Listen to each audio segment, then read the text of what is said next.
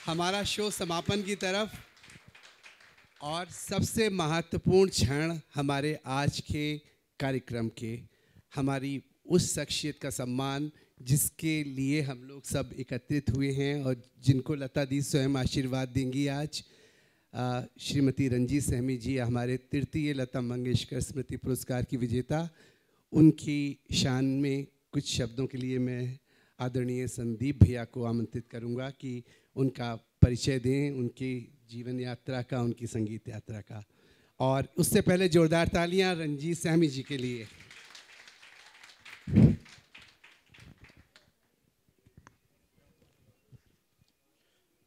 Doctor साहब, आपका मन तो हो नहीं रहा होगा माइक देते हुए, माइक देने के लिए। ये प्रिविलेज भैया आपकी है। आप हमेशा जो भी लता दी स्मृति पुरस्कार को प्राप्त करेगा उसका परिचय आप ही पढ़ोगे। आपसे बेहतर तफल्लुस किसी का हो ही नहीं सकता। मैं तो बस खुश होता हूँ, यहाँ सबको देख के इकट्ठा होता हूँ बस। नहीं डॉक्टर साहब, जो आपका परफेक्शन है संचालन में, वो बहुत मुश्किल से लोगों में मिलता है। थोड़ा सा तवज्जो में ज़रूर चाहूँगा, क्योंकि ये एक ऐसे क्षण हैं जब हम ये तय करते हैं कि हमारा लता मंगेशकर अवार्ड किसको दिया जा रहा है और क्यों दिया जा रहा है। क्यों दिया जा रहा है ये बहुत महत्वपूर्ण है, इसको समझना बहुत ज़रूरी है। थोड़ा सा अगर तवज्जो देंगे तो ये समझ में आएगा कि आदरणीय रंजीत सहमी जी को सिर्फ इसलिए हमने इस अवार्ड के लिए नहीं चुना कि इनका बेनहर कॉलेज से कोई ताल्लुक़ है। हमने सिर्फ इसलिए इनको चुना क्योंकि ज़मीन से उठकर जो सफलता हासिल करते हैं, एक मुकाम हासिल करते हैं, संघर्ष का जीवन बिताते हैं, अपनी शख्सियत बनाते हैं, खुद अपना मुस्तकबिल संवारते हैं और औरों का भी मुस्तकबिल संवारने की कोशिश करते हैं। तो थोड़ा सा तवज्जो चाहूँगा कि ये जानने के लिए कि आखिर रंजीत सहमी जी को हमने इस अवार्ड के लिए क्यों चुना। इससे पहले हमने आदरणीय नबी साहब को चुना था। आपने अभी उनका प्रेजेंटेशन देखा है। हमने उसमें धर्म को आड़े नहीं आने दिया, जाति को आड़े नहीं आने दिया। हमने सिर्फ जो उनकी काबिलियत थी उसके आधार पर उनको चुना। उसके बाद आदरणीय डॉक्टर प्रदीप सक्सेना जी, वो भी अपने आप में एक बिल्कुल अलग शख्सियत थे, उनको हमने चुना। कितनी उन्होंने सोशल एक्टिविटीज़ की। और अब हमने सहमी जी को चुना है। तो थोड़ा सा मैं चाहूँगा कि अपने बारे में भी कहूँ कि अगर बेऐब चाहो तो फरिश्तों से निबाह कर लो। अगर बेऐब चाहो तो फरिश्तों से निबाह कर लो। मैं आदम की निशानी हूँ, खता मेरी विरासत है। इसलिए अगर संचालन में गलती हो जाए, मैं पहले ही माफ़ी मांग ले रहा हूँ। कोई ये ना कहे कि भाई ऐसा है आपने गड़बड़ कर दिया, मैं पहले से माफ़ी मांग ले रहा हूँ। अल्फाज अगर कोई मेरा बुरा लगे तो माफ़ी चाहता हूँ। और जहाँ बड़े बड़ों की हिम्मत समाप्त होती है, कहते हैं कि वहीं से इतिहास रचने वालों की शुरुआत होती है। मेरा अभिप्राय लता मंगेशकर फैंस क्लब से है, जो पिछले 14 सालों से सुर साधकों को मोदी के रूप में पिरोकर संगीत की खूबसूरत माला तैयार कर रहा है। हमारे क्लब ने यह फैसला लिया था कि स्वर कोकिला लता मंगेशकर की जन्मतिथि और पुण्यतिथि पर आयोजित संगीत कार्यक्रमों में हम श्रेष्ठ कलाकारों को लता मंगेशकर अवार्ड दिया करेंगे। तो पहला अवार्ड हमने नबी साहब को दिया, दूसरा अवार्ड हमने डॉक्टर प्रदीप जी को दिया, तीसरा अवार्ड हमारा डॉक्टर रंजीत सहमी जी को जा रहा है।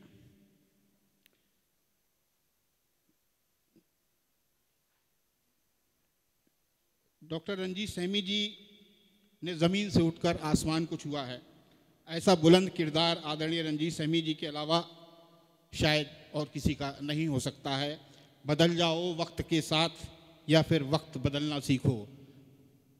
मैं आपसे मुताल्लिक कर रहा हूँ कि बदल जाओ वक्त के साथ या फिर वक्त बदलना सीखो। मजबूरियों को मत कोसो, हर हाल में चलना सीखो। ये चंद लाइनें जो हैं, ये आदरणीय रंजीत सहमी जी के किरदार को प्रदर्शित करती हैं। नासिक के देवलाली कैंप के स्ट्रीट लाइन में पढ़ने वाली रंजीत सहमी आज केवल एक अध्यापक ही नहीं है बल्कि महिलाओं के लिए प्रेरणा स्रोत भी हैं। बात 1975 की है। श्रीमती सैमी अपने पिता के साथ नासिक में रहती थी। हार्ट अटैक के कारण पिता की अचानक मौत हो गई और घर संभालने की जिम्मेदारी भाई बहनों में सबसे बड़ी होने के कारण आदरणीय रंजीत सैमी जी के ऊपर आ गई। कर्तव्य निष्ठा का उदाहरण देते हुए नौकरी के बावजूद भी उन्होंने अपनी पढ़ाई बंद नहीं की। उनके घर में बिजली नहीं थी, उन्होंने अपनी पढ़ाई स्ट्रीट लाइट की रोशनी में पूरी की। इसी दौरान उन्होंने बीएड भी किया। वर्ष 1980 में पीलीभीत निवासी डॉक्टर परविंदर सिंह सैमी साहब से उनका विवाह हुआ। विवाह के बाद में पीलीभीत आ गई। उन्होंने विवाह के बाद पुणे विश्वविद्यालय से एमएड की परीक्षा पढ़ाई की और स्थानीय सेंट लॉइसेस में अध्यापिका के रूप में कार्य प्रारंभ किया। वर्ष 1988 के बाद 5 साल तक बच्चों में रमी रहीं और 1990 में स्प्रिंगडेल कॉलेज में अध्यापन प्रारंभ किया। उनका प्रधान आचार्य रहते विद्यालय ने कक्षा 10 की सीबीएसई मान्यता प्राप्त की।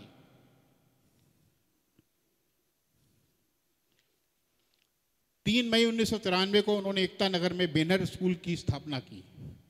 पहले दिन 86 बच्चों के एडमिशन हुए। पहली सत्र समाप्ति के समय विद्यालय में 267 बच्चे आ गए, 267। धीरे धीरे स्थिति यह हो गई कि विद्यालय में जगह कम पड़ने लगी। तत्पश्चात विद्यालय के लिए बिलगवा मार्ग पर 1 एकड़ भूमि क्रय की गई। आज की स्थिति में इस विद्यालय का 4 एकड़ क्षेत्र में फैला आधुनिक व भव्य परिसर है। इस समय 4047 स्ट्रेंथ है बच्चों की। उन्होंने उनके दिशा निर्देशन में जनपद पीलीभीत को शिक्षा के क्षेत्र में एक नया आयाम भी मिला। उन्होंने ये ठान लिया कि आजीवन इस आयाम को अगले स्तर तक ले जाती रहेंगी।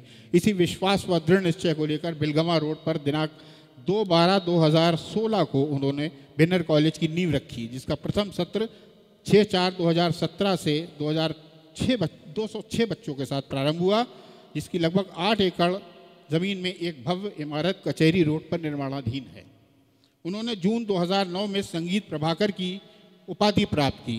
यानी इसने स्ट्रगल के बाद भी अपनी एजुकेशन के साथ, अपनी टीचिंग के साथ उन्होंने संगीत में भी दिलचस्पी पूरी रखी। संगीत प्रभाकर की उपाधि प्राप्त की और आजकल अपनी व्यस्त दिनचर्या के बीच संगीत विशारद की तैयारी कर रही हैं।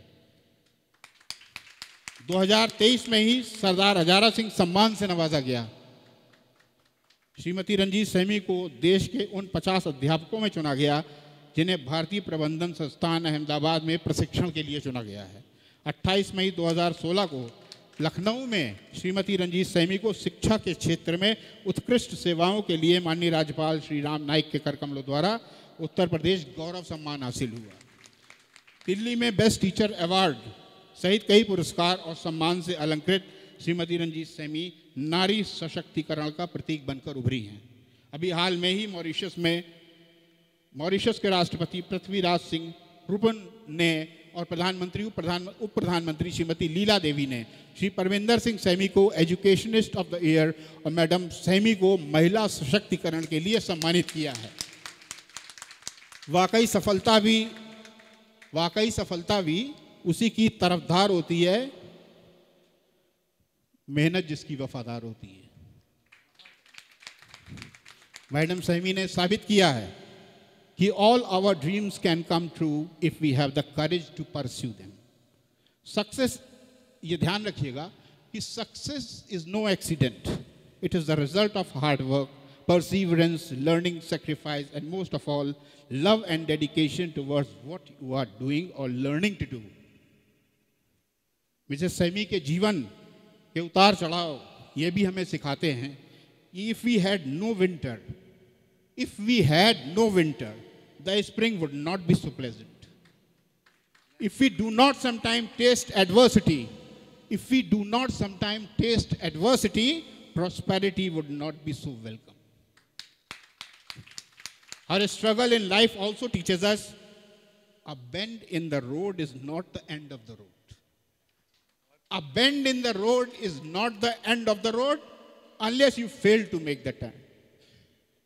If you are not able to take the turn, it will be the end of the road.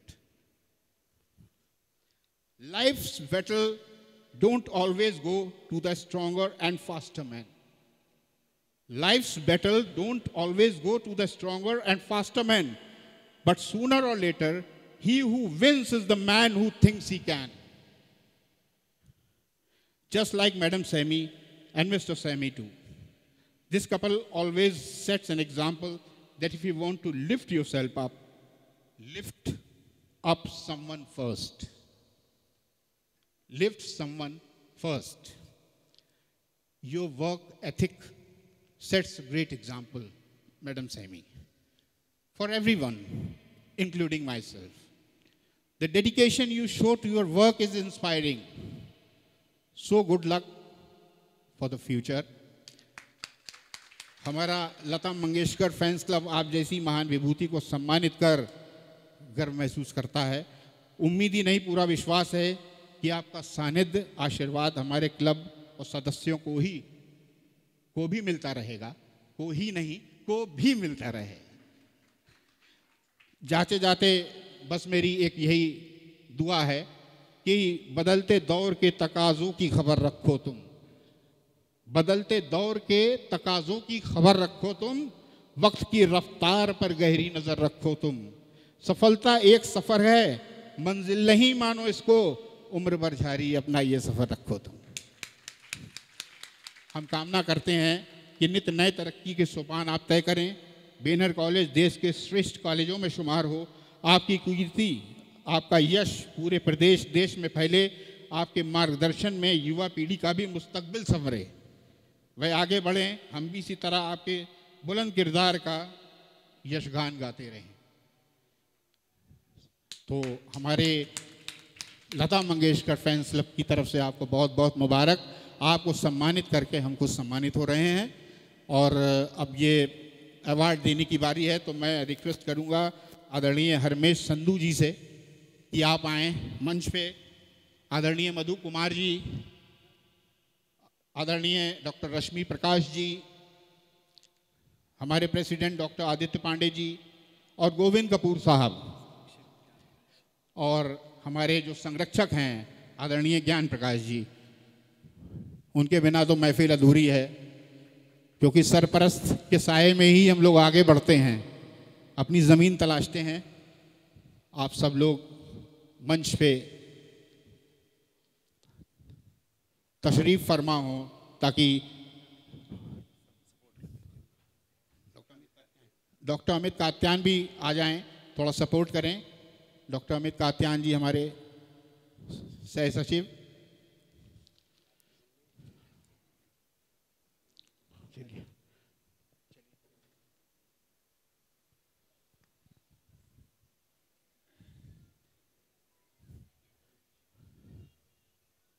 अब मेरा अनुरोध है मैडम सैमी से कि कृपया वो मंच पर आएं। सैमी साहब आप भी आ जाएं।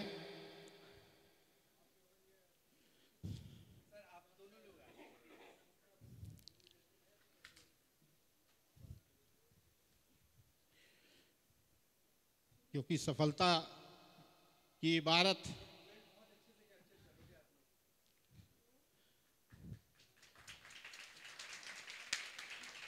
हमारे अतिथिगण, हमारे ऑफिशियल्स, हमारे अतिथिगण को लता मंगेशकर अवार्ड से नवाजते हुए मैडम सहमी को तीसरा लता मंगेशकर अवार्ड 2023 से नवाजा जा रहा है। ये बहुत बड़े पल हैं, बहुत बड़ी उपलब्धि है। उसके साथ ये सर्टिफिकेट्स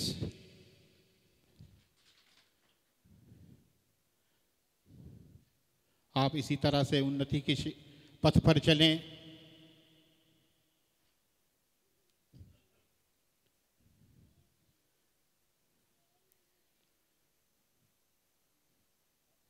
बहुत बहुत धन्यवाद मैडम। अब मैं एजुकेशनिस्ट ऑफ द ईयर हमारे सैमी साहब, उनको भी हमारे क्लब की तरफ से विशेष सम्मान, मॉरिशस में इनको सम्मान मिला, best educationist of the year. बहुत बहुत मुबारक आपको।